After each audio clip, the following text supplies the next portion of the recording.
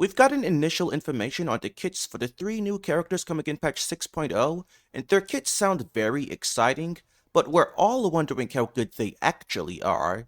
Right now, we don't have quite enough information to fully calc any of them, but we can still make a good analysis on how good and impactful we think they should be and for what teams based off what we have right now. So that's what we'll look into today for Flins, Lauma, and Aino. If you find any information in this video helpful, please be sure to subscribe to the channel to stay in the loop, as I'll be posting full calc and analysis videos on all 3 of these characters as soon as that information is available to do so. Alright, so let's start with Lauma, as she is, at least in my opinion, by far the most interesting and the one with the most potential. Her kit can be simplified down to this: while she's on the team, Bloom becomes Lunar Bloom, and all your Bloom reactions, so Hyper Bloom and Burgeon too, not just Lunar Bloom, gain the ability to crit. However, unlike lunar-charged, this doesn't seem to use your character's crit stats. Instead, similar to Nahida, it uses a fixed amount of 15% crit rate and 100% crit damage, stackable with other effects that do the same, such as Nahida C2. If your party's Moonshine level is high enough, meaning you have enough Krai characters on the team, she'll provide an extra 10% crit rate and 20 crit damage to Lunar Bloom specifically, so that one won't apply to Hyper Bloom and such. Then her skill creates a field. It seems to be a mobile field that will follow your character, and this field will deal Dendro damage every 2 seconds for a currently unknown duration. Enemies hit by it will have both their Dendro and Hydro resistance decreased by an unknown amount.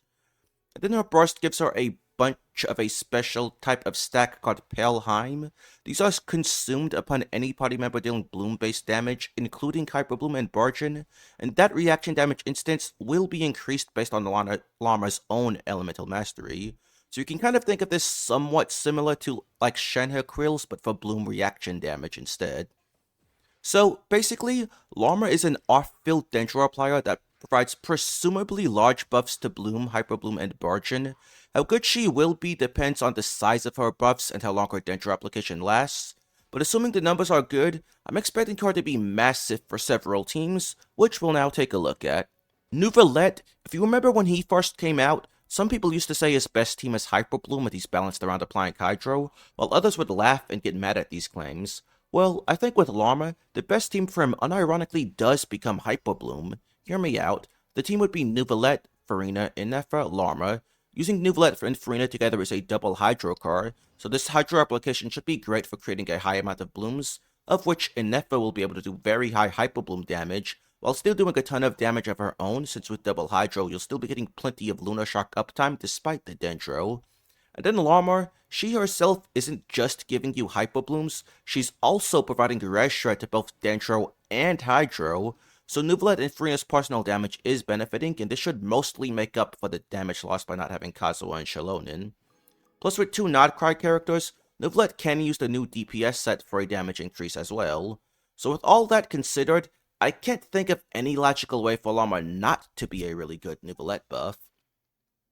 And then Sino, Lauma sounds like she should be pretty much exactly what he's missing right now. She should have a reliable Dendro application that doesn't have the same multi-wave issues as Nahida, while also actually being a great character with great buffing unlike Baizu. In fact, she's providing a combination of Res Shred, buffing Hyper Bloom damage, and enabling the Hyper Blooms to crit. I'm expecting that to just straight up be more buffing than Nahida provides anyway. Not to mention, she'll allow Sino to use the new DPS set for 45 crit rate and 80 EM, fantastic stats for him.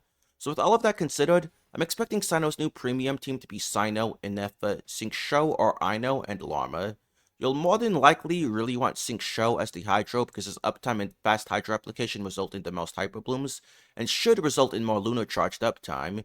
You can lose out on aggravates whenever you have lunar-charged instead of Quicken as the aura, but that doesn't really matter because Sino is an excellent contributor to lunar-charged damage anyway, so the damage will be compensated.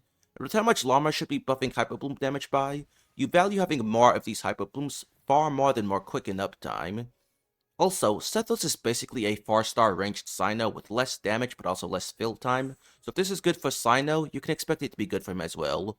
Only thing is Sethos likes short rotations, so Xingqiu's 21-second cooldown could be pretty awkward for him. And then Nilu, I can't see any reason why Llama wouldn't be a huge upgrade for her. Her kit was updated to specify both Bloom and Lunar Bloom, so her Bountiful crawlers will benefit from all of Llama's buffs. And these buffs will presumably be strong enough to make Nilu good even in single target.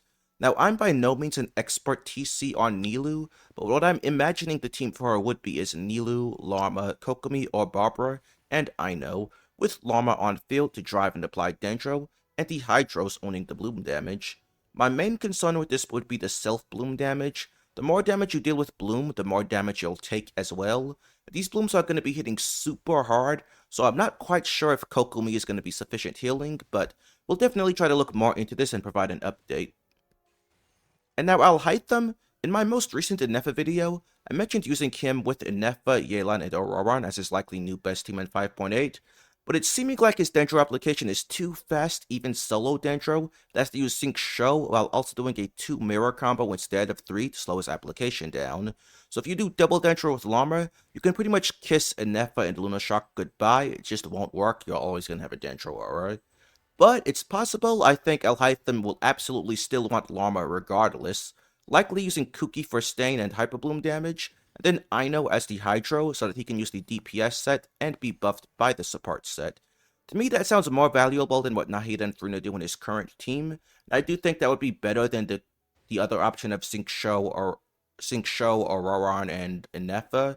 So, yeah, I think this should be a pretty big upgrade for him. And my next idea is more of a crackhead theory that I don't expect to actually be very good, but it would be absolutely hilarious if it is, and that's a Virgin Child, with Llama used in International over Kazuha. I know this is stupid, but just hear me out. Child has extremely fast Hydro application. It will likely allow jungling to still get a good amount of vapes, maybe like 50% or so of her hits, while also now getting hopefully a good amount of Virgins on top. These Virgins would likely contribute as much if not more to Zhongling's damage as the extra damage from Vape, thanks to all of Llama's buffs. Again, it's a crackhead theory, but crazier things have worked out in the past. And lastly, Flins will also very likely use Llama well, just being used as an on-field Electro instead of Sino or Sethos in the same team as them. Since he'll be a new modern-day Electro DPS, he would probably be better than them there, though we don't know that yet. It's also really hard to say if this would be his best team over other options, but either way, I can't see it not being a great team option for him, even if not quite his best team. And since we are talking about Flins, let's now go over him. Just like you probably predicted, Flins is an Electro DPS focused around lunar-charged. He enables the reaction with his passive and buffs it by 14% exactly like Innefa, so he does not require her to function. But if we're being real, Innefa is so strong she'll almost certainly be best in slot in all of his teams, and probably by a large margin. But that aside, Flint's kit seems extremely straightforward. You cast his skill to gain an Electro Infusion, and while in the infused state, he gains a special version of his skill, and casting this will deal Electro damage and change his burst to a special version, with no 5-star animation and a lower burst cost, much like Veressa. And then this special burst deals direct lunar-charged damage and a second instance if a thundercloud is present. And if his burst is used at its regular cost with animation, it instead deals 3 instances of direct lunar-charged damage, 5 if a thundercloud is present. So this sounds like it should be a pretty darn large nuke. So how I imagine his gameplay looping is, you set up your supports, then swap to Flins, cast his big nuke burst, then cast his skill and special skill to reduce the burst cooldown to 6 seconds, normal attack until burst is up, cast that special burst, then use your skill again, reduce the burst cooldown, normal attack until burst is back up, do special burst again, rinse and repeat that loop however many times he can in a good rotation time. Sounds like a pretty fun and simple gameplay. What I imagine his best team will be is Flins, Innefa, a Hydro like Yelan, Sync Show, Aino, maybe Farina if a healer is present, and then 4th slot to be someone like Sucrose, Bennett, Shilonen, or Llama, just as we discussed. Sucrose I think would be one of the highest buffing options, since the rare shot from Vivi and her EM buffs would be great for direct lunar charge damage from both Flins and Innefa at the same time, plus Thrilling Tail's great for Flins as well. It sounds like Flins can likely swap. Just swap when you're nearing the end of your skill duration, refresh Vivi and Sucrose EM buff, then swap back to Flins and get back into your skill. Not entirely sure it will play out like that, but right now my bet's on either Sucrose or Llama being best. I'm also expecting a C6 Aino to be the best Hydro thanks to her lunar reaction damage percent buff, which should be more useful than anything the other Hydros can offer, like Yelan and Freena's damage bonus. Plus, if you're not using Lauma, there would be no need for Xingqiu's level of Hydro application, so I do think she'll be best, but we'll see. And speaking of Aino, let's now go over her. Her kit is extremely simple. She's a burst-based off-field AoE Hydro applier with a currently unknown duration and unknown rate of Hydro application. We're also unsure how good her damage will be, but based on how many Krai characters are on the team, her burst will hit faster and harder, so it's possible she might have high damage and application as long as you do meet that 2 Krai character quota. It also seems like she might scale off Elemental Mastery so that you can build both for her talent damage and lunar reaction damage at the same time, which would be pretty nice. Aside from that, the only other noteworthy thing she does is at C6, she'll provide 15 to 35% reaction damage bonus to both Electro-Charged and Bloom and their lunar variants, 35% if you have that right number of Krai characters. Unfortunately, she doesn't enable lunar reactions herself though, so unless there's missing information, you will need one of the 5 current Krai characters on your team to use those. But right now it does seem that how good Aino is and for what teams depend heavily on her duration, damage, and what her Hydro app is like. The teams that could potentially make good use out of her as follows. First, there's Flins, as we mentioned, her C6 buff and maybe even her own damage could be very valuable, enough to be stronger than what the other Hydras can offer, and if you don't have an Aino, Aino will be a second Krai to fully enable the artifact sets. Aino could also likely be the best Hydro for Aoife Taser.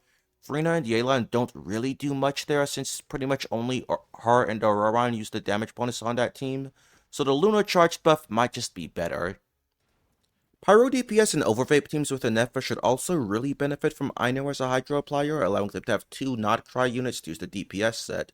For example, Hu Tao has to give up Freena and the Hunter set in her Anefa Overvape team, but adding in Aino as a second Hydro lets her use a set even better than Hunter, plus there will now be the EM buffing set, which is great for Overvape damage.